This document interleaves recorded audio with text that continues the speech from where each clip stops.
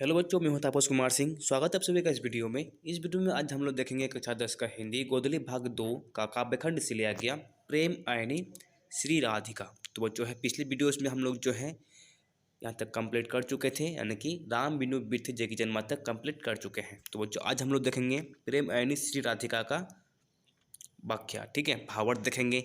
तो बच्चों पहले हम लोग जो इसका जो कवि है, कवि का जीवन परिचय देखेंगे, और कवि का नाम है रस खान। तो कवि का जीवन परिचय में हम लोग देखते हैं कि हिंदी का जीवन परिचय, माने कि हिंदी का रस खान का जीवन परिचय। हिंदी साहित्य और ब्रजभाषा प्रेमी कृष्ण भक्त मुस्लिम कवि रस खान का जन्म सन 1548 ईस्वी में हुआ था, ठीक है। हिंदी साहित्य और ब्रजभाषा प्रेमी, ठीक है, प्रेम कृष्ण भक्त मुस्लिम कवि रस खान का जन्म 1548 ईस्वी में हुआ था। उनका असली नाम जो है सैयद इब्राहिम था, ठीक है, उसका असली नाम सैयद इब्राहिम था। विद्वानों में इनके जीवन काल को लेकर मतभेद है, मतलब कि अब तक किसी को भी ये कंफर्म नहीं है कि इसका जन्म जो है कहाँ हुआ था, मतलब कि इसका जो जीवन काल है, जीवन के बारे में जो भी जानकारी है वो कोई भी अभी कंफर्म नहीं है, ठीक है। तो बच्चों अब इसके आगे बोला गया, लेकिन रस खान द्वारा रचित ग्रंथ प्रेम वाटिका से प्राप्त संतेता अनुसार संकेत, इसमें क्या होगा, संकेत होगा, ठीक है, संकेत होगा इसमें। संकेत अनुसार इनका जन्म दिल्ली राजवंश में हुआ था। दिल्ली राजवंश में हुआ था। रस खान कृष्ण भक्त थे। उन्होंने अपना सारा जीवन गोकुल की गलियों में भजन कीर्तन में गुजार दिए, ठीक है, गोकुल की गलियों में भजन कीर्तन में गुजार दिए, ठीक है। तो इनके कृष्ण भक्ति से प्रभावित होकर गोस्वामी विठलनाथ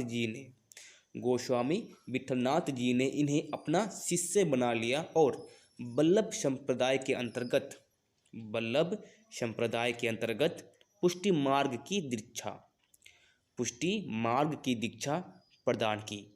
वे जो है वैष्णव धर्म में दीक्षा लेने के बाद, ठीक है, पुष्टि मार्ग की दीक्षा बोले तो वैष्णव धर्म में दीक्षा लेने के बाद इनका अलौकिक प्रेम में बदल गया।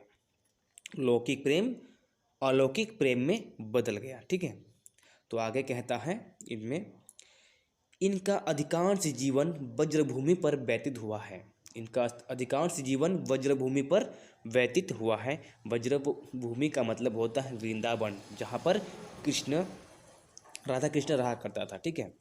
तो वज्रभूमि पर व्यतीत हुआ। भगवान श्री कृष्ण के प्रति इनका अलौकिक प्रेम इन्हें इनका अनन्य भक्त बनाता है, एक अलग भक्त बनाता है, यूनिक भक्त बनाता है, ठीक है।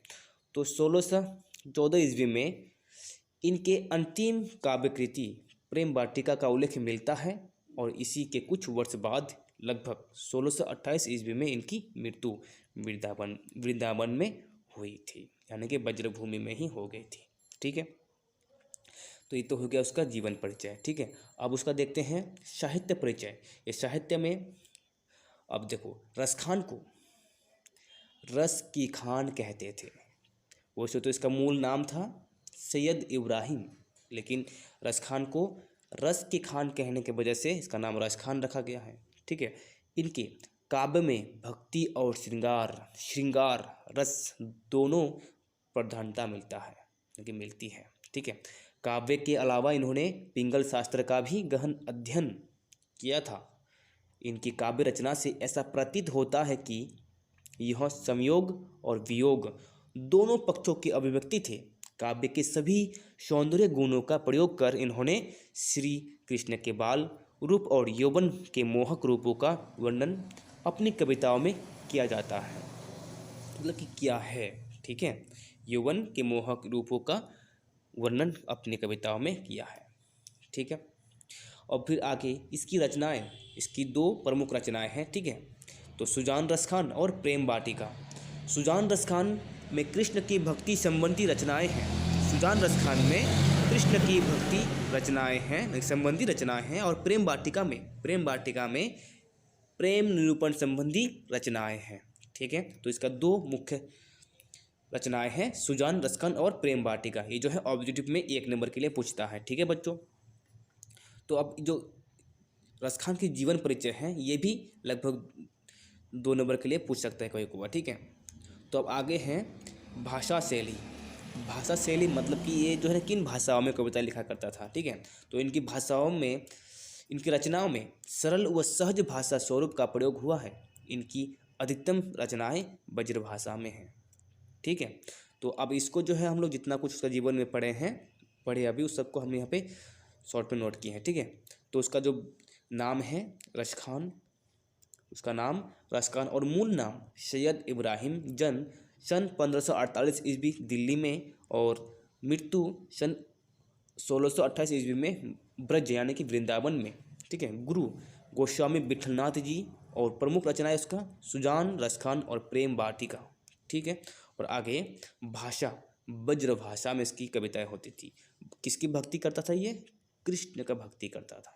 ठीक है, और धर्म तो ये से तो ये मुस्लिम था। ठीक है, लेकिन उसने पुष्टि मार्ग के वैष्णव धर्म में इसने दीक्षा लिया था। वैष्णव धर्म में इसने दीक्षा लिया था विठलनाथ जी से। ठीक है, तो आगे आप इसका जो है जो पंक्तियां है, जो कविताएं हैं, इनका आप हम लोग पढ़ेंगे भावार्थ। तो पहला कविता जो इसका नाम है इसमें प्रेम आयनी श्री राधिका। इसके कविता का नाम है प्रेम आयनी श्री राधिका। इसमें 2 छंद है, 2 छवियाँ है। ठीक है, तो पहला का हम लोग पहले भावार्थ समझते हैं। तो पहले बोला है प्रेम आयनी श्री राधिका, प्रेम ब्रन नंद नंद, प्रेम वाटिका के दाऊ माली मालिन दुवंत। ठीक है, तो इन पंक्तियों में कवि क्या कहता है, पहले हम लोग इसका भावार्थ समझते हैं। तो प्रस्तुत पंक्तियां हमारी पाठ्य पुस्तक के प्रेम आयनी श्री राधिका काव्य पाठ से ली गई है। ठीक है, प्रस्तुत पंक्तियां हमारे पाठ्य पुस्तक के प्रेम आयनी श्री राधिका काव्य पाठ से ली गई है। इन पंक्तियों का प्रसंग राधा कृष्ण के प्रेम प्रसंग से संबंधित है। प्रेम प्रसंग से संबंधित है। अब इसमें कवि कहता है कि राधिका जी प्रेम रूपी मार्ग है और श्री कृष्ण जी यानी नंद बाबा के नंद प्रेम रंग के प्रतिरूप है। ठीक है, श्री कृष्ण जी यानी नंद बाबा के नंद प्रेम के प्रतिरूप है और दोनों की महिमा अपार है। दोनों की महिमा अपार है। कृष्ण प्रेम के प्रतीक है। कृष्ण प्रेम के प्रतीक है तो राधा उसका आधार है। प्रेम रूपी वाटिका के दोनों माली और मालिन हैं। दोनों की अपनी अपनी विशेषता है। दोनों एक दूसरे के पूरक हैं। दोनों एक दूसरे के पूरक हैं। एक दूसरे के अभाव में पूर्णता नहीं हो सकती। प्रेम का साकार या पूर्ण रूप राधा कृष्ण की जोड़ी है। ठीक है, तो इसमें कवि कहता है कि राधिका जी प्रेम रूपी मार्ग है और श्री कृष्ण जी यानी नंद बाबा के नंद प्रेम रंग के प्रतिरूप है। दोनों की महिमा अपार है। कृष्ण प्रेम के प्रतीक है तो राधा उसका आधार है। प्रेम रूपी वाटिका के दोनों माली मालिन हैं। दोनों की अपनी अपनी विशेषता है। दोनों एक दूसरे के पूरक हैं। एक दूसरे के अभाव में पूर्णता नहीं हो सकता। दोनों की एक दूसरे के अभाव में कंप्लीटली मतलब कि नहीं है। ठीक है, कृष्ण राधा के बिना अधूरा है तो राधा कृष्ण के बिना अधूरा है। ठीक है, प्रेम का साकार या पूर्ण रूप राधा कृष्ण की जोड़ी है। ठीक है, तो अगला पंक्ति है मोहन छवि रसखानी लकी अब दृघ अपने नाही, आँचे आवत धनुष से छोटे सर से जाही। ठीक है, तो पहले इन पंक्तियों का परिचय देखते हैं। प्रस्तुत काव्य पंक्तियाँ हमारे पाठ्य पुस्तक प्रेम अयानी श्री राधिका काव्य पाठ से ली गई है। इस कविता का प्रसंग कृष्ण की छवि और रसखान की भक्ति से जुड़ा हुआ है। तो कवि रसखान कहते हैं कि कृष्ण की मनोहारी छवि को निरख कर देख कर आंखें वश में नहीं हैं। जैसे धनुष खींचते ही तीर सिर के ऊपर से गुजर जाता है, जैसे धनुष खींचते ही तीर सिर के ऊपर से गुजर जाता है और वह तीर वश में नहीं रहता, ठीक उसी प्रकार कृष्ण की छवि निहार कर आँखियाँ अब बस में नहीं रहती है। आँखियाँ अब बस में नहीं रहती है मतलब आँख जो है अपने बस में नहीं रहता है। कृष्ण कृष्ण के रूप सौंदर्य में आंखें ऐसी खो गई है कि सूद बूद का ख्याल ही नहीं रहता। मतलब कि आंखों को होश ही नहीं रहता, सूद बूद ही नहीं रहता है। इसमें कृष्ण के प्रति रसखान की अगाध प्रेम भक्ति और आस्था का ज्ञान प्राप्त होता है। ठीक है, तो इन पंक्तियों में कृष्ण की रसखान की अगाध प्रेम भक्ति और आस्था का ज्ञान प्राप्त होता है। मोहन छवि रसखाने लखी, अब दृग अपने नाही, आँचे आवत धनुष से छूटे सर से जाही। ठीक है, तो बच्चों अब अगले पंक्तियों के हम लोग देखते हैं भावार्थ। जो मन मानिक ले गयो, जो मन मानिक ले गयो चोर नंद नंद, अब बेमन में का करूं पड़ी फेर के फंद। ठीक है, तो इसमें कहता है जो मन मानिक ले गयो चिट्ठी चोर नंद नंद, अब बेमन में का करूं पड़ी फेर के फंद। प्रस्तुत काव्य पंक्तियाँ हमारे पाठ्य पुस्तक के प्रेम यानी श्री राधिका काव्य पाठ से ली गई है। इस कविता का प्रसंग श्री कृष्ण के चितचोर छवि से है। श्री कृष्ण के चितचोर छवि से है। रसखान कृष्ण के रूप का वर्णन करते हुए कहते हैं कि मेरे मन के माणिक्य को धन को, मेरे मन के माणिक्य को अर्थात धन को, ठीक है, माणिक्य यानी कि धन को नंद बाबा के लाला नंद बाबा के लाल कृष्ण ने चुरा लिया है। नंद बाबा मतलब कि जो कृष्ण के बाबा है, पिताजी है, वो नंद है, उसका नाम नंद होता है, नंद है। ठीक है, तो नंद बाबा के लाल कृष्ण ने चुरा लिया है। वे चित्त को वश में करने वाला यानी कि चित्त को वश में करने वाले यानी चुराने वाले, अब मेरा मन तो उनके वश में हो गया है, मैं बेमन का हो गया, मैं बेमन का हो गया हूँ, मुझे कुछ भी नहीं सूझता कि अब क्या करूँ, मुझे कुछ भी समझ में नहीं आ रहा है कि मैं अब क्या करूँ। मैं कृष्ण के फेरे के फंदे में फंसकर लाचार हो गया हूँ, मैं कृष्ण के फेरे के फंदे में फंसकर लाचार हो गया हूँ, मेरा वश अवश हो गया है, मेरा वश अब मुझ में नहीं है। तो आगे इन पंक्तियों का कृष्ण, अब देखते हैं इन पंक्तियों में जो रसखान है वो क्या कहना चाहता है। यानी कि इन पंक्तियों में कृष्ण भक्ति की प्रगाढ़ता, तन्मयता, एकात्मता एवं गहरी आस्था का सम्यक चित्रण हुआ है। इन पंक्तियों में रसखान की कृष्ण भक्ति की प्रगाढ़ता, तन्मयता, एकात्मता एवं गहरी आस्था का सम्यक चित्रण हुआ है।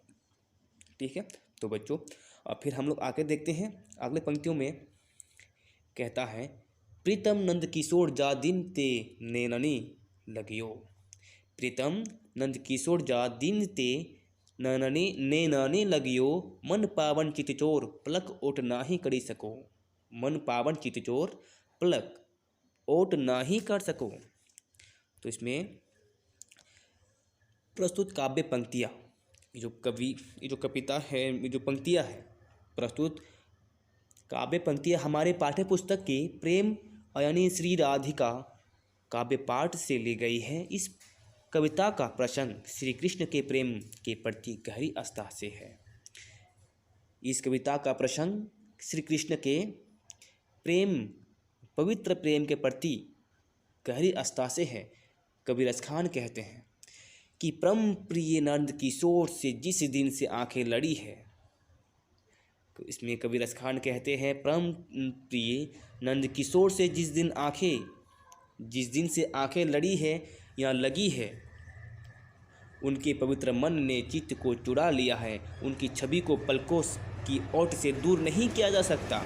कहने को भाव यह है कि कृष्ण के प्रति रसखान की गहरी आस्था है। कृष्ण के प्रति रसखान की गहरी आस्था है। आस्था का मतलब विश्वास, भरोसा। ठीक है, ये तीनों का मतलब वही होता है। आस्था है, विश्वास है, भरोसा है, प्रेम की भूख है। जब से आँखों ने नंद किशोर का दर्शन किया है, जब से आँखें नंद किशोर का दर्शन किया है, तब से मन का चैन छीन गया है। तब से मैं बेचैन हूँ। आँखें अपलक उनके दर्शन के लिए ललायित रहती है। आँखें अपलक उनके दर्शन के लिए ललायित रहती है। इन पंक्तियों में कृष्ण के प्रति गहरी प्रेम भक्ति को दर्शाया गया है। इन पंक्तियों में इन पंक्तियों में कृष्ण के प्रति गहरी प्रेम भक्ति को दर्शाया गया है। तो बच्चों इसके बाद जो है ये दूसरा छंद है उसका, ठीक है। उस छंद का नाम है करिल के कुंजन ऊपर वारो, करिल के कुंजन ऊपर वारो, ठीक है। चलो अब इन पंक्तियों को पढ़ते हैं। यहाँ लकोटी अरु कामड़िया पर राज तीहू, तीहूपुर की तजी डारो। या लकुटी अरु कामड़िया पर राज तीहूपुर की तजी डारो, अटहु सिद्धि नवोनिधि को सुख नंद की गाय चढ़ाए बिसारो, ठीक है। तो इसमें अब इसका परिचय पढ़ लेते हैं पहले। प्रस्तुत काव्य पंक्तियाँ हमारे पाठ्य पुस्तक के करिल के कुंजन ऊपर बारो, करिल के कुंजन ऊपर बारो काव्य पाठ से ली गई है। इस कविता का प्रसंग श्री कृष्ण के विराट व्यक्तित्व के साथ नंदलाला की मोहक मनोहारो छवि की तुलनात्मक विवेचना से है, यानी कि मोहक मनोहारी छवि की तुलनात्मक विवेचना से है। अब इसमें रसखान कवि कहते हैं कि जो स्वयं तीनों लोकों का मालिक है, वह उसे त्याग कर एक छोटी सी लकोटी और कंबल लेकर, छोटी सी लकोटी का मतलब होता है लाठी, ठीक है, और कंबल जैसे हम लोग जो ओढ़ते हैं ओढ़ने वाला, ठीक है, लकोटी और कंबल लेकर चरवाहा बना हुआ है। चरवाहा मतलब चढ़ाने वाला, ठीक है, और जो कि क्या चढ़ाता है, गाय चढ़ाता है, ठीक है। जिसकी सुख सुविधा के लिए आठों सिद्धियाँ और नवनिधियाँ सदैव तत्पर रहती है। जिसकी सुख सुविधा के लिए आठों सिद्धियाँ और नवनिधियाँ सदैव तत्पर रहती है, वह वैसे सुख का त्याग कर नंद की गायों को चढ़ाने में व्यस्त है, भूला हुआ है, ठीक है। नंद की गायों को चढ़ाने में भूला हुआ है मतलब वो व्यस्त है। यहाँ कृष्ण की लोक छवि की तुलना विराट लकोत्तर छवि से की गई है। यहाँ पर कृष्ण की तुलना विराट लकोत्तर छवि से की गई है। कृष्ण स्वयं में सृष्टि के सृजक है। कृष्ण स्वयं में सृष्टि के सृजक है, मतलब कि निर्माण करता है। वे स्वयं सृष्टि करता है, निर्माण करता है, बात वही है, ठीक है। सृजक है, स्वयं सृष्टि करता है, स्वयं वो बनाता है, स्वयं बनाया है। कितना अद्भुत है यह प्रसंग।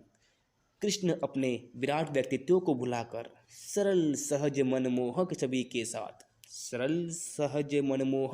के साथ लोकलीला में रमे हुए हैं।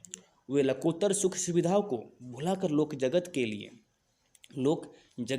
के बीच सहज भाव से बाल लीलाएं कर रहे हैं। सहज भाव से बाल लीलाएं कर रहे हैं, ठीक है। और आगे फिर कहता है कि सारा संसार जिनके सहारे है, वही व्यक्ति साधारण रूप में नंद के घर रहता है। सारा संसार, पूरी दुनिया जिनके सहारे चलता है, जिनके सहारे पूरा दुनिया चलता है, वही व्यक्ति एक साधारण रूप में नंद के घर रहता है, उसकी गाय चढ़ाता है। रासलीला क्या करते हैं, स्वयं को उसने इतना भुला दिया है कि उसके अपने विराट व्यक्तित्व का अभाव ही नहीं होता, कभी महसूस ही नहीं होता कि वो इस विराट व्यक्तित्व का स्वामी है। इस विराट संसार का वो स्वयं निर्माण करता है, सृजकता है, यानी कि सृष्टि करता है, ठीक है। चलो आगे फिर कहते हैं कि यहाँ कृष्ण के लोक कल्याणकारी मानवीय रूप का सफल चित्रण हुआ है। यहाँ कृष्ण के लोक कल्याणकारी मानवीय रूप का सफल चित्रण हुआ है, जिसमें गुणात भी है, रहस्य भी है, साथ ही सहजता और सरलता भी है। यह कृष्ण की चरित्र की विशेषता है, ठीक है। तो इसमें कवि जो रसखान है, कवि कृष्ण के बारे में कहते हैं, ठीक है। तो ये हो गया हम लोग का अंतिम पंक्तियाँ, ठीक है बच्चों। तो इन अंतिम पंक्तियों को पढ़ के देखते हैं और उसके बाद फिर इसका भावार्थ समझते हैं। तो रसखानी कबो इन आखिन सो वज्र, रसखानी कबो इन आखिन सो ब्रज के बनबाग तराग निहारो। कोटिक रो